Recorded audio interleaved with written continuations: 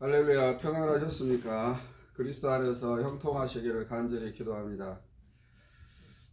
오늘 말씀의 주제는 광야에 계시는 주님이란 말씀의 제목으로 은혜를 나누기 원합니다. 고속도로를 가다 보면은 이 만남의 광장이라는 곳이 있죠. 그곳에서 청춘 남녀들은 이렇게 만나서 데이트도 하고 드라이브도 하고 그러는 것을 볼 수가 있습니다.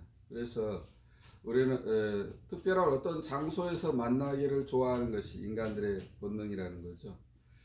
그런 것처럼 우리가 하나님과 우리 관계에 있어서도 반드시 하나님께서 우리를 만나기로 한 장소가 따로 있다는 것을 저는 성경을 보면서 깨닫게 되는 것입니다.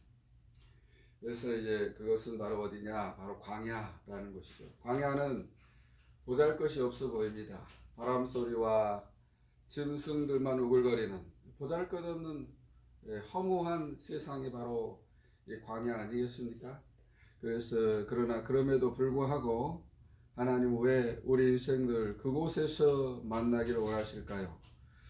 우리 그 광야의 의미를 영적으로 분석하고 그래서 깨달음을 얻어서 참된 삶의 은혜와 또는 진리 안으로 우리가 들어갈 수 있는 우리가 될 수 있기를 간절히 소망합니다. 성경에도 보면 엘리야도 그렇지만 모세는 시내산에서 40년 동안을 광야로 삼아서 인생을 살아오는 것을 볼 수가 있습니다. 엘리야도 호렙산에서 이 광야의 생활을 지내는 것을 볼 수가 있습니다. 바울도 아라바 광야에서 3년이라는 시간 동안 광야의 여정을 지나는 것을 볼 수가 있습니다. 이처럼 하나님께 크게 쓰임을 받는 사람들의 특징은 바로 광야의 여정이 있다는 것입니다. 하나님께서 여러분들을 귀하게 쓰시기 원합니다. 하나님께서 여러분들을 쓰시기 원한다면 여러분 스스로 내 삶을 광야의 여정 속으로 끌고 갈 수 있는 성숙한 믿음의 신앙이 될 수 있기를 간절히 소망합니다. 저는 또 개인적으로 보니까 이곳이 바로 이 광야다는 것을 깨달았어요. 그래서 광야의 특징이 뭐죠? 외롭죠. 그리고 바람 소리만 있습니다. 짐승들만 우글거립니다. 그래서 사람들은 이 광야라는 여정을 좋아하지 않습니다. 그래서 어떻게 하면 이런 그 고독의 어떤 공간들을 경험하지 않고 성공하기를 바라고 정말 황금기로 나가기를 바라는 것이 우리 인생들의 모든 사람들의 소망이다라는 것입니다. 그래서 그러나 하나님은 모든 인생들에게 말씀하십니다. 내가 그곳에서 만나리라. 그곳에서 너를 만나리라. 모세처럼 엘리야처럼 내가 광야에서 또한 너를 만나 주리라 하는 말씀을 기억할 수 있기를 축원합니다. 오늘 말씀의 주제는 마태복음 3장 3절입니다. 그는 선지자 이사야를 통하여 말씀하신 자라 일러스되 광야에 외치는 자의 소리가 있어 이르시되 너희는 주의 길을 예비하라 그가 오실 길을 곧게 하라 하였느니라. 또한 오늘 세례 요한도 광야의 시간을 지나는 것을 볼 수가 있습니다. 왜 그렇습니까? 하나님의 위대한 사명을 감당하기로 약속된 사람들에게 있어서 광야는 절대로 벗어날 수 없는 필연적인 과정이다 하는 사실을 믿으시기 바랍니다. 근데 그리스도인으로서 완전 우리가 세상에서 빛과 소금의 역할을 감당해야 될 사명자입니다. 우리가 세례 요한도 사명자지만 이 시대를 살아가는 그리스도인들도 세상에서 온전히 사회의 정의와 또한 질서가 바로 서는 일에 있어서 중요한 역할을 감당해야 될 우리가 막중한 시대적 사명을 가지고 있다는 사실을 믿으시기를 바랍니다. 그렇다면 그런 사명을 완수하기 위해서는 반드시 광야의 여정을 피할 수 없다는 것입니다. 그래서 우리가 그러면 어떻게 해야 이 성공적인 광야의 여정을 마칠 수 있을까요? 그래서 광야의 특성, 광야가 무엇이며 우리에게 주는 영적 교훈이 무엇인지를 깨달을 때 우리가 하나님께서 온전히 광야에 계시고 또 그곳에 계신 주님을 만남으로 말미암아 형통의 삶을 살게 되는 축복의 인생이 될 수 있기를 간절히 축원합니다. 이스라엘 땅은 대부분 황무지고 광야라서 사람들이 살기가 어려운 땅이었어요. 물론 모세가 출애굽하던 시절에는 젖과 꿀이 흐르는 땅이었지만은 세월이 지나고 나서 이 땅은 사막화가 이루어졌습니다. 그래서 물이 부족하고 먼지만 날리는 아주 사람이 살 수가 없는 아주 척박하고 메마른 땅, 광야인 것입니다. 근데 어찌해서 하나님은 이스라엘이라는 그 대다수의 땅을 갖다 광야로 만드셨을까요? 농사를 해도 물이 부족해서 식물이 자라지 않고, 땅은 또 이 광물질이 많아서 물이 있다 하더라도 식물이 원활하게 자랄 수 없는 그런 정말 여러 모양으로 생명이 결핍되어져 있는 그런 땅을 바로 볼 수가 있는 그것이 바로 이스라엘이다. 유대 광야다라는 것이죠. 저는 성지 순례를 통해서 경험한 두 가지 이스라엘의 특징은 사람이 살 수 없는 땅이고, 또한 알 수 없는, 그러나 그 살 수 없는 땅에 알 수 없는 평강이 있다는 것이죠. 도무지 이해할 수 없는 이 평강은 무엇인가? 그래서 그 하늘의 평강, 하늘로부터 내려오는 그 평강을 맛보게 해서 사람들이 성지 순례하는 거예요. 그 지역에 여러 가지 유적지가 있고, 또 성경에서 나오는 여러 가지 사건들, 스토리들이 그 지역마다 여러 곳곳에 있지만은, 그것을 보기 위해서 오는 사람도 있지만은 이해할 수 없는 평화가 있습니다. 예루살렘에는 사람의 어떤 생각으로 말로 표현이 안 되는 아주 독특한 평강이 그 나라에 가득 넘쳐 있다는 것이죠. 그것이 바로 하나님께서 그 땅을 품고 있다는 뜻으로 우리는 이해할 수가 있다는 것입니다. 광야는 이와 같이 보잘것이 없고 생명이 없는 땅 같지만, 하나님께서 그 땅을 품음으로 말미암아 평강의 땅이요 기쁨의 땅이요 희락의 땅이다 사실을 믿으시기를 바랍니다. 뜨거운 동풍이 불어서 불면 그냥 사람이 숨을 쉬기도 버거워 그냥 쓰러질 것 같아요. 얼마나 동풍이 심한지 말이죠. 그래서 그 먼지와 함께 엄청나게 빠른 속도로 달려오는 그 먼지들을 경험한 적이 있습니다. 그래서 도저히 이런 땅에서는 사람이 살 수가 없겠구나, 이런 인식을 할 수밖에 없는 그런 땅이죠.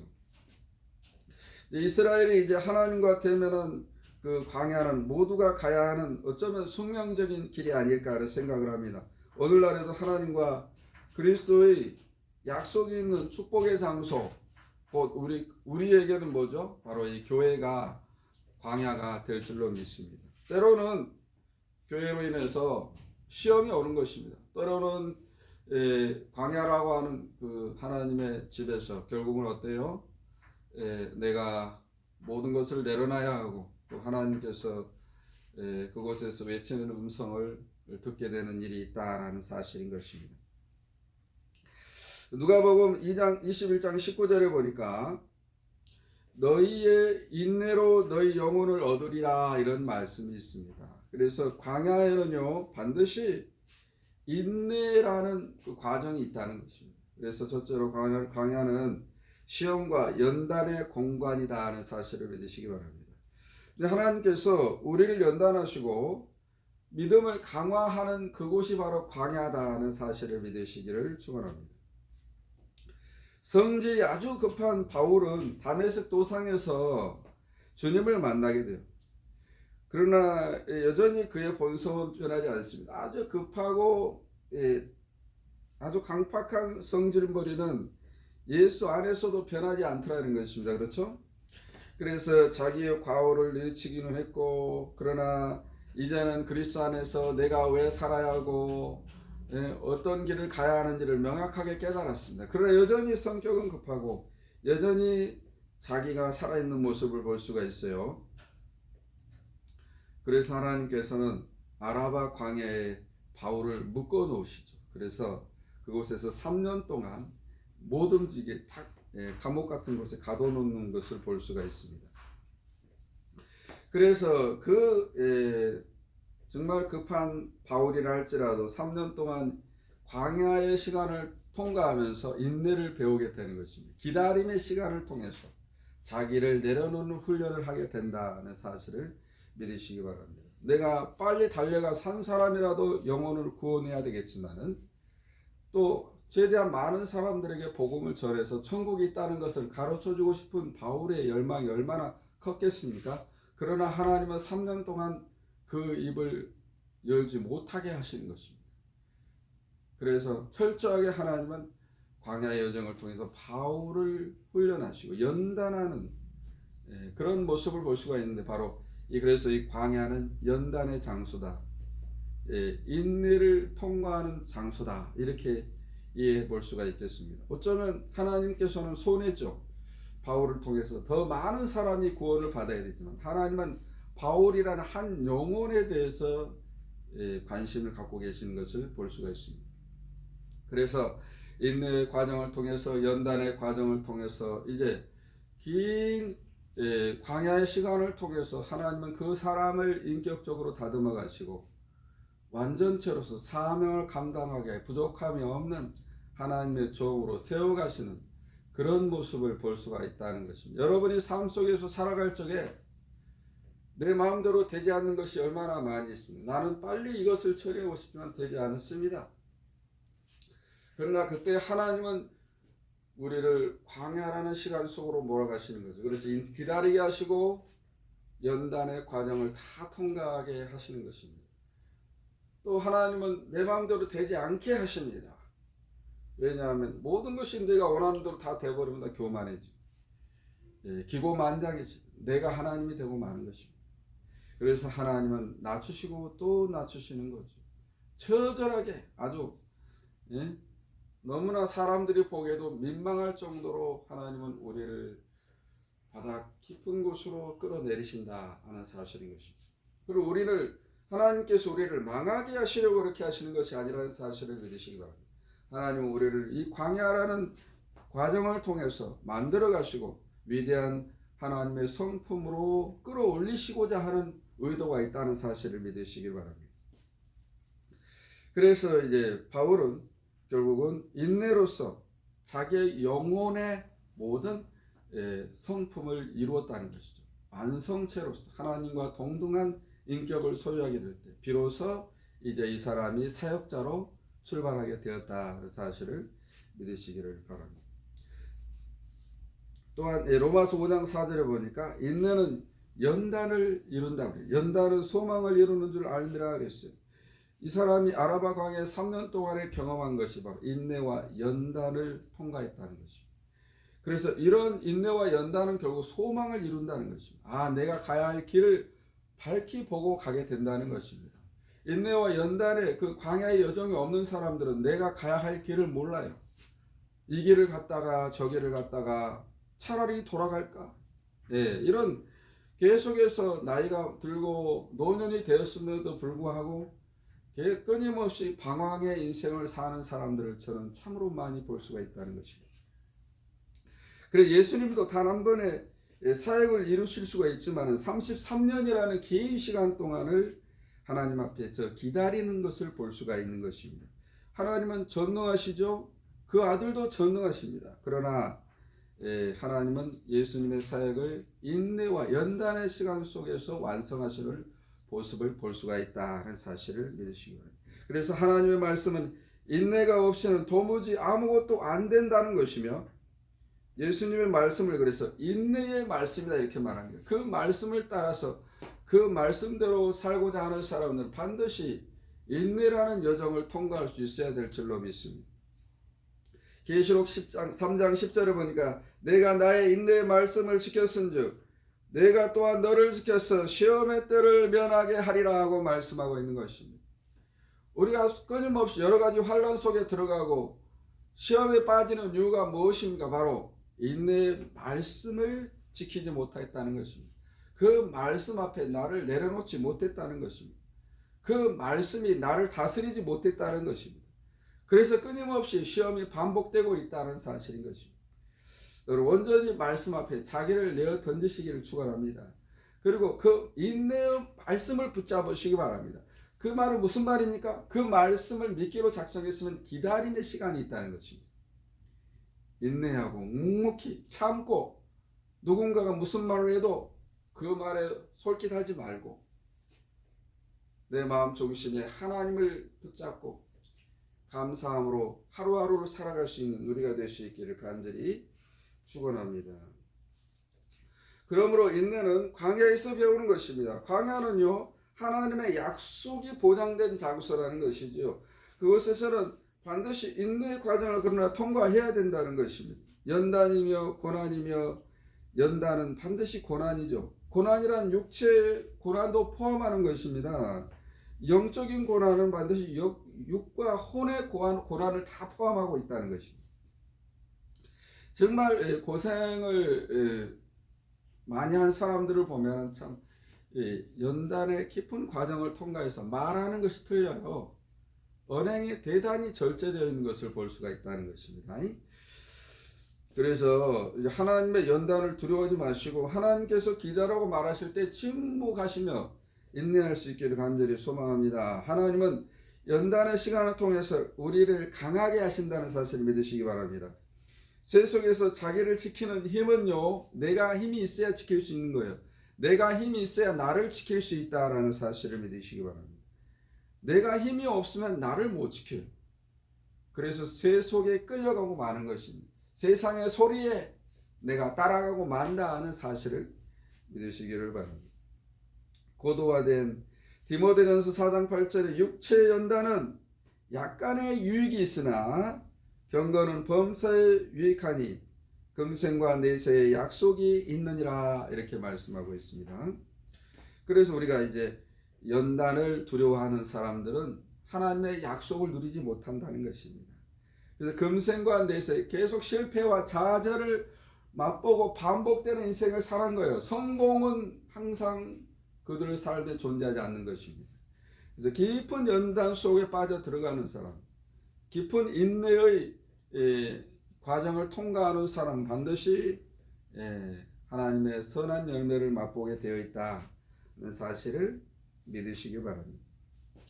그래서 광야는 하나님을 만나기 위해서 최적화된 장소다는 사실인 것입니다. 그래서 하나님의 모든 약속이 성취되는 장소가 바로 이 광야라고 하는 사실입니다. 광야는 고난의 쓴잔이 기다리고 있습니다. 연단과 인내의 훈련을 통과해야 하는 숙제가 항상 그곳에 있다는 것이죠. 그래서 믿음의 선한 싸움에서 그래서 승리하게 되는 것입니다. 누구나 인생에서 광야의 시간을 맞이하는 것이죠. 그래서 힘들다고 해서 고통을 하소연하는 것입니다. 가족들을 통해서 자녀들을 통해서 심한 시험 속으로 빠져들지만은 그 인생의 광야의 여정을 통과해서 우리는 하나님의 사랑의 음성을 듣는 축복을 누리게 된다는 사실을 믿으시기 바랍니다. 영혼의 안식과 구원의 은총을 누리며 인생의 참된 목적에 도달하는 우리가 될 수 있기를 간절히 축원합니다. 두 번째로 광야란 뭐죠? 외로움과 고독의 공간이다라는 사실인 것입니다. 이건 우리가 하나님만 의지하게 되는 시간이란 뜻이죠. 사실 사람들이 외로우면 그 외로움을 달래기 위해서 어떤 일을 만드는 거예요. 그러나 하나님이 우리에게 외로움을 주신다는 사실을 기억하시기 바랍니다. 하나님께서 우리를 고독하게 인생을 몰아가시는 거예요. 왜 그렇습니까? 그 시간들을 통해서 하나님이 우리에게 오시는 것입니다. 그래서 광야는 고독하고 외로움이 있다는 거예요. 그래서 광야는 사람이 없어요. 건물도 없어요. 바람 소리만 있습니다. 짐승들의 소리만 있습니다. 누구와 대화할 수 있는 어떤 환경이 되어 있지 않다라는 사실인 것입니다. 나의 답답한 마음을 누군가에게 말할 수가 없다는 것입니다. 그런 곳이 광야라는 것이죠. 그래서 우리가 살다 보면 누군가에게 이 말을 하고 싶습니다. 부부관계에 있어서도 내가 남편이 부인에게 이런 말을 하고 싶지요. 옆에 있으니 얼마든지 자유롭게 할 수가 있습니다. 그러나 광야의 여정에 있는 사람들은 그 말을 하지 않는다는 것입니다. 내 입에 여기까지 그 말이 차올랐지만 참는다라는 것입니다. 그래서 오직 나의 시선을 하나님께로 고정하는 사람, 이 사람이 오늘 내가 광야의 여정 가운데 있는 사람이다, 그렇게 보시기를 바랍니다. 그래서 광야는 고독과 외로움이 기다리는 곳이죠. 누구라도 이 시험에서 이긴 사람은 세상을 이긴 사람이라고 말을 해요. 외로움을 이긴 사람은 세상을 이긴 사람인 것입니다.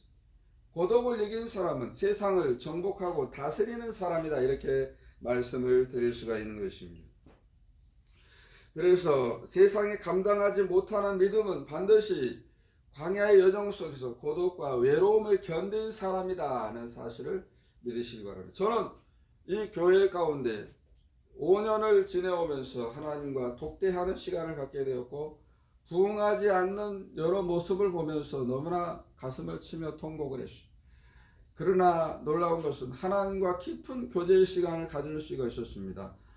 많은 성도가 오지는 않았지만 이곳에 정말 사람들이 보고 혀를 차고 손가락질하는 그런 일도 있었지만 하나님께서 묵묵히 이 자리를 지키고 계신다는 그 믿음이 한 번도 떠난 적이 없다라는 사실인 것입니다.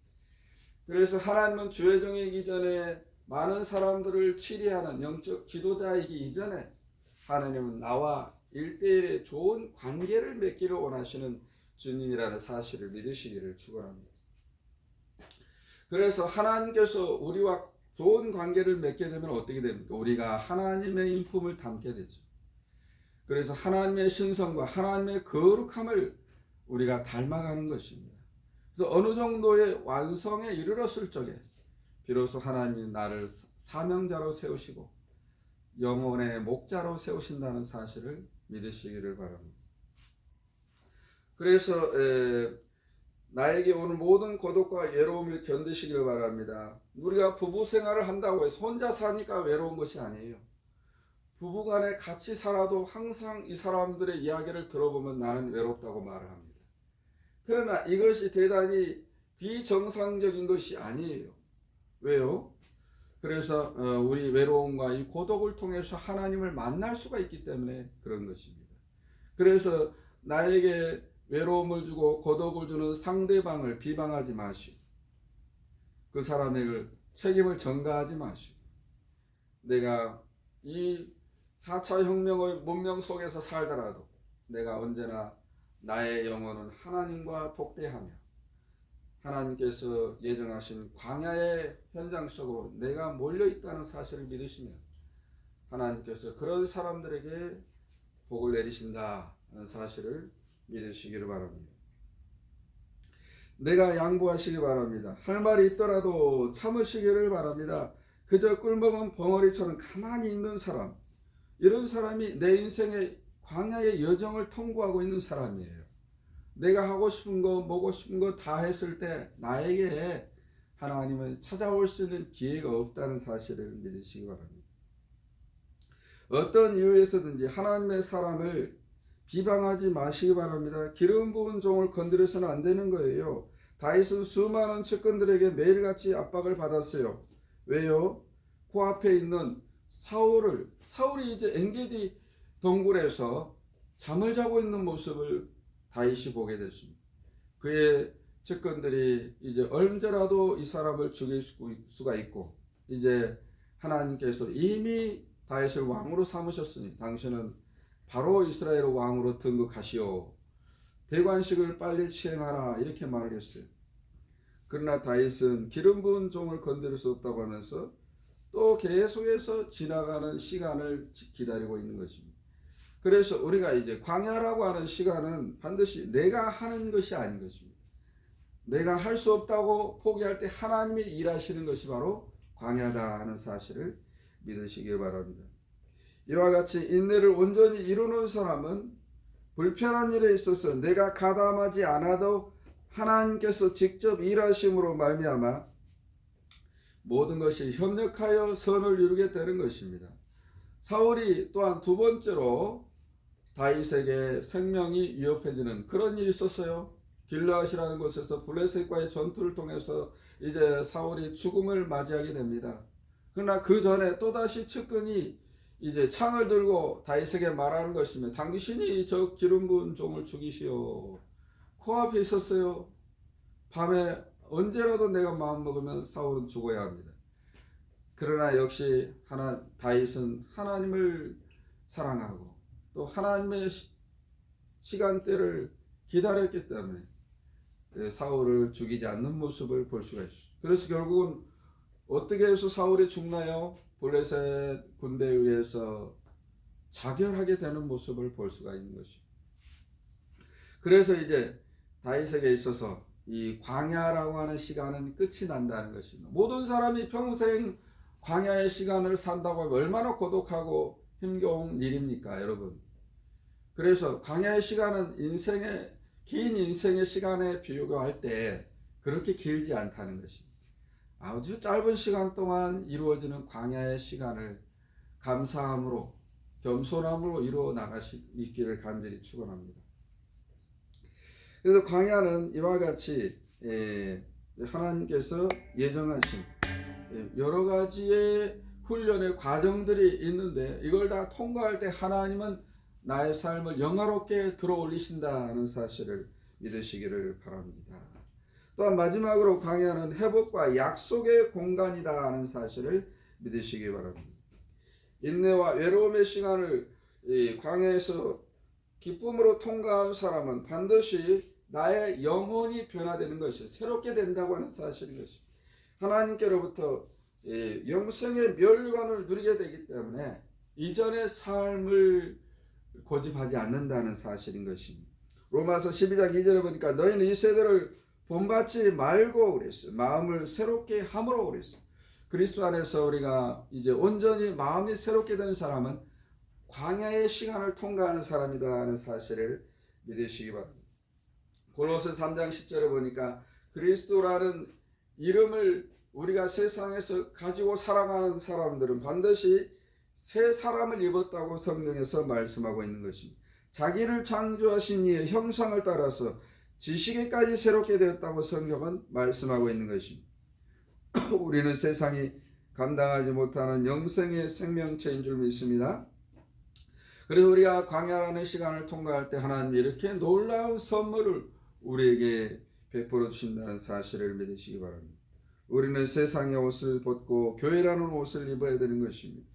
또한 구별된 조직체로서 세상 앞에 서야 될 줄로 믿습니다. 만물을 새롭게 하신 주님의 그 이름 아래 설 수 있기를 간절히 축원합니다. 그리스도의 옷을 입은 사람은 이제 우리가 다시 오실 주님을 예배하는 것입니다. 마태복음 3장 그는 선지자 예사야를 통하여서 말씀하신 자라 일러스되 광야에 외치는 자의 소리가 있어 이르되 너희는 주의 길을 예비하라 그의 길을 평탄케 하라고 말씀하고 있는 것입니다. 엔게디 광야에서 세례 요한은 메뚜기와 석청을 먹으면서 긴 광야의 시간을 통과해야 되는 것입니다. 왜 그렇습니까? 바로 메시아의 길을 예비해야 될 사명이 있었다는 것이죠. 이와 같이 사명을 가진 사람들은 광야라는 여정을 벗어날 수 없다는 것입니다. 우리 그리스도인이라면 우리가 최소한 세상에서 빛과 소금의 사명을 감당해야 될 존재가 된 줄로 믿습니다. 그렇다고 하면은 우리는 광야의 여정을 두려워하지 않기를 바랍니다. 그것에서 오는 두려움과 짐승의 소리와 바람 소리를 염려하지 않는 우리가 될 수 있기를 바랍니다. 그것에서 밀려오는 외로움과 고독을 피하지 않는 우리가 될 수 있기를 간절히 소망합니다. 그랬을 때 하나님은 우리에게 그리스도의 옷을 입히시고 새 생명으로 보답하신다는 사실을 믿으시기 바랍니다. 그 다음에 우리는 이제 이 모든 여정을 통과한 그리스도인들은 다시 오실 주님을 이제 예비하게 된다는 사실인 것입니다. 그래서 우리는 그 안에 있는 자들은 말씀 안에 있고 인내의 말씀을 지킨 그리스도인이라면 우리가 반드시 하나님의 새 생명을 소유한 자들의 이것이 바로 부활체의 생명인 것입니다. 다시 오실 주님을 맞는 사람들은 이 땅에 지금의 현재 생명체로서는 다시 오실 주님의 그 생명체를 알아보지 못한다는 것입니다. 나팔 소리를 들을 수도 없고, 그래서 그 새 생명으로 거듭나기 위해서는 반드시 광야의 여정을 통과해야 된다는 것입니다. 새 속을 비워내시기 바랍니다. 새 생명은 새소리와 바람소리뿐인 그 광야에서 출발한다는 것입니다. 그래서 그 여정을 통과한 사람이 마침내 휴거의 반열에 들어가고 주님과 함께 이제 지상 강림의 예수 그리스도를 지상의 은혜를 누리는, 그래서 그분과 함께 천년간의 통치 안으로 우리가 들어간다는 사실을 믿으시기를 예수 이름으로 축원합니다. 주님 감사합니다. 믿음의 주 온전케 하실 예수 그리스도를 바라보고 오늘 다시 한번 광야의 여정을 통해서 인생을 찬란하게 빛나게 가꾸어내고 각자의 삶에서 그리스도를 보석처럼 만들어서 전하는 우리가 될 수 있도록 인도하여 주시옵소서. 광야에서 다가오는 여러 가지 시험과 외로움과 고독의 시간을 잘 극복하고 새 생명으로 다시 거듭나서 영생의 은총 가운데 천국을 소망하며 살아가는 주님의 자녀들 다 되게 도와주시옵소서. 예수님 이름으로 기도드리옵나이다. 아멘.